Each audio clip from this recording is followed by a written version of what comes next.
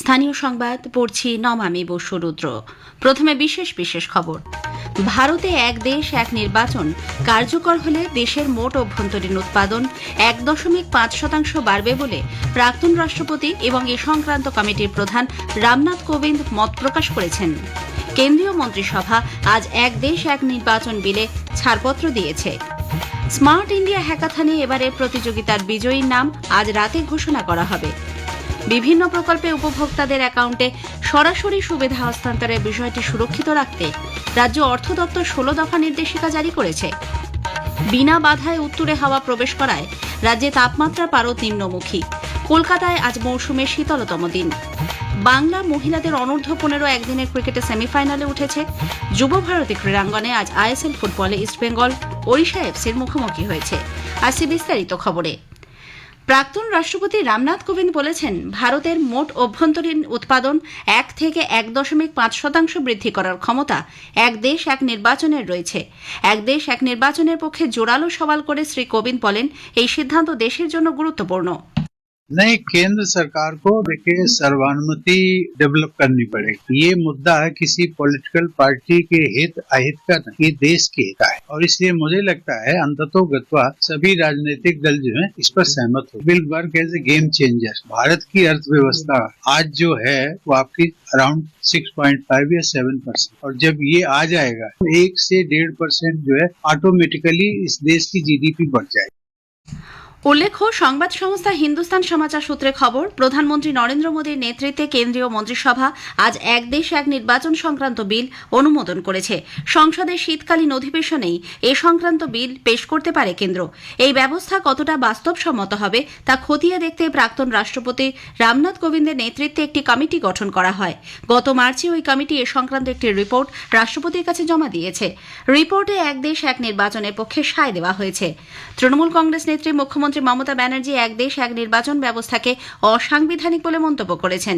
নিজের x handle মারফত মুখ্যমন্ত্রী জানান, কেন্দ্রীয় মন্ত্রিসভা বিশেষজ্ঞ এবং বিরোধী নেতাদের যুক্তিগ্রাহ্য উদ্বেগকে সম্পূর্ণ উপেক্ষা করে এক দেশ এক নির্বাচন ব্যবস্থা চালু করতে চাইছে। তৃণমূল কংগ্রেস এই সিদ্ধান্তের সর্বাত্মক বিরোধিতা করবে। এদিকে কেন্দ্রীয় সরকার এক দেশ এক নির্বাচন নীতি কার্যকর করার পথে হাঁটলেও তার সাংবিধানিক বৈধতা কতটা তা নিয়ে প্রশ্ন তুলেছেন রাজ্য বিধানসভার অধ্যক্ষ বিমান Bandyopadhyay. One nation one vote, আমি লোকসভা স্পিকারকে বলেছিলাম যে আপনি যে রেজলিউশনটা এনেছেন এটা তো ইন্ডিকেট করে আপনি ওয়ান নেশন ওয়ান ভোট এই থিওরিটার উপর বেস করে এটা এনেছেন। মানে আপনি আমাকে মিসলিড করছেন, আপনি আমাকে বুঝতে পারছেন না মিস্টার ব্যানার্জি, আমাদের ওই দৃষ্টিভঙ্গি নয়। কিন্তু আমি দেখছি যে আমি সেদিন যেটা আশঙ্কা করেছিলাম সেটাই আজকে বাস্তবায়িত হচ্ছে। ওরা এটা এনেছেন। আমি জানি না সংবিধান থেকে এরা কতটা অনুমোদন পাবেন এই ব্যাপারটা নিয়ে, সেটা যারা সংবিধান বিশেষজ্ঞ তারাই বলবেন, আদালত আছে, ব্যাপারটা অনেক দূরেই যাবে। তবে আমাদের ওদের যে পরিকল্পনা রয়েছে, that was the hidden agenda at that period of time, সেটা আমি উপলব্ধি করতে পেরেছিলাম। অন্যদিকে এই ব্যবস্থাপনার বিরোধিতা করে সিপিআইএম নেতা সুজন চক্রবর্তী বলেছেন, মানুষের আস্থা অনাস্থাকে মাথায় রেখেই দেশে 5 বছর অন্তর ভোট হয়। নতুন ব্যবস্থা চালু হলে গণতান্ত্রিক প্রক্রিয়া থেকে দেশ সরে আসবে বলে মন্তব্য করেন তিনি। স্মার্ট ইন্ডিয়া হ্যাকাথন 2024-এর গ্র্যান্ড ফিনালে সফটওয়্যার এডিশনের আজ দ্বিতীয় দিন। মোট 35টি টিম এখানে অংশগ্রহণ করেছে। 36 ঘণ্টা ধরে চলা এই প্রতিযোগিতায় নিজ নিজ টিমকে দেওয়া সমস্যার সমাধান খুঁজেছেন প্রতিযোগীরা। অংশগ্রহণকারীদের গভীর নিষ্ঠা ও মনোযোগের মাধ্যমে উঠে আসবে দৈনন্দিন জীবনে নানা সমস্যার সমাধানের ধারণা। আজ রাত 9টায় কেন্দ্রীয় শিক্ষা প্রতিমন্ত্রী ড সুকান্ত মজুমদার ভার্চুয়ালি উপস্থিত থেকে হ্যাকাথনের ফলাফল ঘোষণা করবেন। এ রাজ্য আইআইটি খড়গপুর নোডাল কেন্দ্র হিসেবে রয়েছে। আইআইটি খড়গপুরের অধিকর্তা ড ভি কে তিওয়ারি বলেন, এই হ্যাকাথনে উঠে আসা বিভিন্ন সমাধান আগামী দিনে কাজে লাগবে। These students will come out with solutions which will definitely make the life of the common man easy and also very nice. Problems which are being solved and the planning which is there behind this is to see that these products, Smart India hackathons, realize into products. And for after this design, I think the people who have designed the ideas, they will be given time to fructify their ideas into form of products. IIT খড়গপুরের উপ অধিকর্তা রিঙ্কু ব্যানার্জি বলেছেন, এই smart India হ্যাকাথনের মাধ্যমে পাওয়া সমাধানগুলি সুস্থায়ী উন্নয়নে সহায়ক হবে।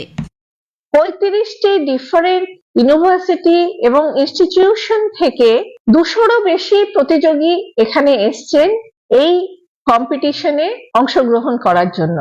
স্মার্ট ইন্ডিয়া হ্যাকাথন একটি এমনই প্ল্যাটফর্ম যেখানে উৎকৃষ্ট মানের উদ্ভাবনী প্রতিযোগিতার মাধ্যমে আমরা কৃতী ছাত্রছাত্রীদের নির্বাচন করে থাকি। দেশে উপাসনার স্থানে আইনের অধীনে কোনো নতুন মামলা দায়ের করা যাবে না বলে সুপ্রিম কোর্ট আজ নির্দেশ দিয়েছে। এছাড়াও যে মামলাগুলির রায়দান এখনও স্থগিত রয়েছে তার নিষ্পত্তি না হওয়া পর্যন্ত কোনো চূড়ান্ত আদেশ কার্যকর করা যাবে না। প্রধান বিচারপতি সঞ্জীব খান্নার নেতৃত্বে একটি বিশেষ বেঞ্চ 1991 সালের আইনের বৈধতাকে চ্যালেঞ্জ করে পিটিশনের বিষয়ে কেন্দ্রীয় সরকারকে 4 সপ্তাহের মধ্যে জবাব দিতে বলেছে। আদালত জানিয়েছে এই মুহূর্তে উপাসনা স্থল নিয়ে যত সমীক্ষা চলছে তাও স্থগিত থাকবে। উপাসনা স্থল আইন মামলার নিষ্পত্তি না হওয়া পর্যন্ত এই নির্দেশ কার্যকর থাকবে। বিভিন্ন প্রকল্পে উপভোক্তাদের অ্যাকাউন্টে সরাসরি সুবিধা হস্তান্তরের বিষয়টি সুরক্ষিত রাখতে রাজ্য অর্থ দপ্তর 16 দফা নির্দেশিকা জারি করেছে। সাম্প্রতিক ট্যাব কাণ্ড থেকে শিক্ষা নিয়ে ব্যাংক অ্যাকাউন্টে টাকা দেওয়ার আগে এবার থেকে কাগজের নথিতে নয় অনলাইনে ব্যাংক অ্যাকাউন্ট যাচাই করা হবে বলে ওই নির্দেশিকায় জানানো হয়েছে। ন্যাশনাল পেমেন্টস কর্পোরেশন এই যাচাইয়ের কাজ করবে। বেপরোয়া বাসের রেষারেষি আটকাতে রাজ্য পরিবহন দপ্তর একটি নতুন মোবাইল অ্যাপ তৈরির কথা জানিয়েছে। তথ্য প্রযুক্তি দপ্তর ও রাজ্য পুলিশ যৌথভাবে এই মোবাইল অ্যাপ তৈরি করেছে। সেই অ্যাপের মাধ্যমে সরকারি ও বেসরকারি বাসে যাত্রাপথের পুঙ্খানুপুঙ্খ তথ্য, গতিবেগ সহ যাবতীয় খবরাখবর পাওয়া যাবে। প্রত্যেক বাস চালককে নিজেদের মোবাইলে বাধ্যতামূলকভাবে এই উন্নত প্রযুক্তির মোবাইল অ্যাপ ডাউনলোড করতে হবে। এদিকে সড়ক দুর্ঘটনায় আক্রান্তদের জন্য দেশজুড়ে শীঘ্রই ক্যাশলেস চিকিৎসা পরিষেবা চালু হতে চলেছে। আজ লোকসভায় প্রশ্নকাল চলাকালীন কেন্দ্রীয় সড়ক পরিবহন মন্ত্রী নীতিন গডকরি একথা জানান। তিনি বলেন, প্রাথমিক পর্যায়ে উত্তরপ্রদেশ সহ 6টি রাজ্যে সূচনা হলেও পরবর্তীকালে তা দেশের অন্যান্য প্রান্তেও পৌঁছে দেওয়া হবে। বিনা বাধায় উত্তরে হাওয়া প্রবেশ করায় রাজ্যে তাপমাত্রা পারদ নিম্নমুখী।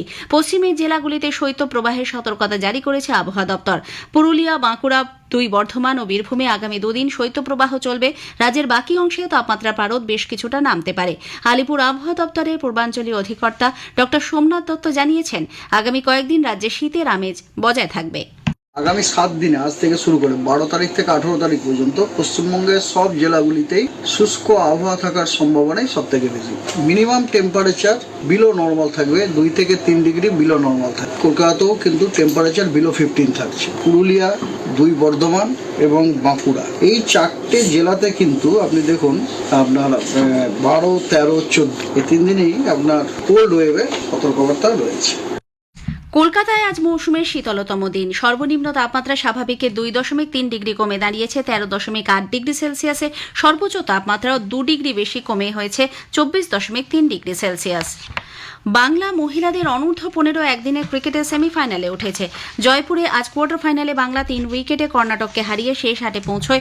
কর্ণাটক প্রথমে ব্যাট করে 35 ওভারে 8 উইকেটে করেছিল 154 রান। রেমেন্দিকা খাতুন 3টি, দেবযানী দাস 2টি উইকেট নেন। বাংলা 34 ওভার 1 বলে 7 উইকেটে প্রয়োজনীয় রান সংগ্রহ করে নেয়। যুব ভারতী ক্রীড়াঙ্গনে আজ আইএসএল ফুটবলে ইস্টবেঙ্গল ওড়িশা এফসির মুখোমুখি হয়েছে। ইস্টবেঙ্গল 9 ম্যাচে 7 পয়েন্ট নিয়ে পয়েন্ট তালিকার একাদশ স্থানে রয়েছে। অন্যদিকে ওড়িশা এফসি 11 ম্যাচে 16 পয়েন্ট পেয়ে পঞ্চম স্থানে রয়েছে। আসন্ন হকি ইন্ডিয়া লিগের সম্প্রচারের জন্য প্রসার ভারতী আজ হকি ইন্ডিয়ার সঙ্গে একটি সমঝোতা স্মারকপত্র স্বাক্ষর করেছে। এর ফলে 2024-25 মৌসুমের জন্য দূরদর্শন হকি ইন্ডিয়া লিগে সরকারিভাবে সম্প্রচার অংশীদার হয়েছে। এ মাসের 28 তারিখ থেকে ওড়িশার রাউরকেলা এবং ঝাড়খণ্ডের রাঁচিতে লিগের খেলাগুলি শুরু হচ্ছে। প্রসার ভারতীর চেয়ারম্যান নবনীত সহগল এই মৌকে হকির ইতিহাসে এক মাইল ফলক বলে উল্লেখ করেছেন। শেষ করার আগে স্থানীয় সংবাদের বিশেষ কিছু অংশ আরও একবার। ভারতে এক দেশ এক নির্বাচন কার্যকর হলে দেশের মোট অভ্যন্তরীণ উৎপাদন 1.5% বাড়বে বলে প্রাক্তন রাষ্ট্রপতি এবং এ সংক্রান্ত কমিটির প্রধান রামনাথ কোবিন্দ মত প্রকাশ করেছেন। কেন্দ্রীয় মন্ত্রিসভা আজ এক দেশ এক নির্বাচন বিলে ছাড়পত্র দিয়েছে। স্মার্ট ইন্ডিয়া হ্যাকাথনে এবারে প্রতিযোগিতার বিজয়ীর নাম আজ রাতে ঘোষণা করা হবে। স্থানীয় সংবাদ শেষ হলো। এরপর শুনবেন খেলার খবর 8টা বেজে 10 মিনিটে।